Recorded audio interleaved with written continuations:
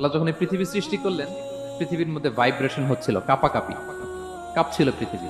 আল্লাহ পৃথিবীর কাঁপাকাঁপি বন্ধ করার জন্য এই পেরেকের মতো পাহাড়গুলোকে পৃথিবীতে ঠুকে দিলেন, কাঁপাকাঁপি বন্ধ হয়ে গেল। এই দৃশ্য দেখে ফেরেশতারা বলে, ইয়া রব, হাল মিন খালকিকা আসাদ্দু আলাল জিবাল। আল্লাহ, পাহাড়ের এত শক্তি, পৃথিবী কাঁপতেছিল, পাহাড় আপনি ঠুকে দিলেন, পৃথিবীর কাঁপাকাঁপি বন্ধ হয়ে গেল।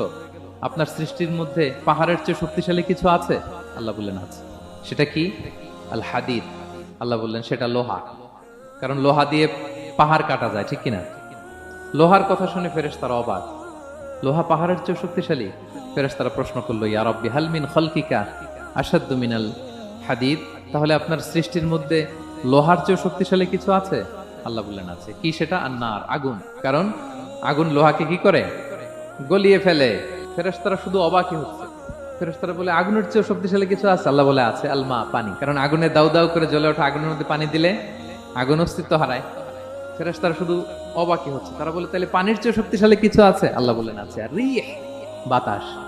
কারণ বাতাস পানিকে একদিক থেকে আরেক দিকে নিয়ে যায়। জলের মধ্যে বায়ুর উচ্ছ্বাস লাগলে জলোচ্ছ্বাস তৈরি হয়, ঠিক কিনা? ফেরেশতারা আবার অবাক হয়ে বলে, তাহলে বাতাসের চেয়ে শক্তিশালী কিছু আছে? আল্লাহ বললেন আছে। সেটা কি?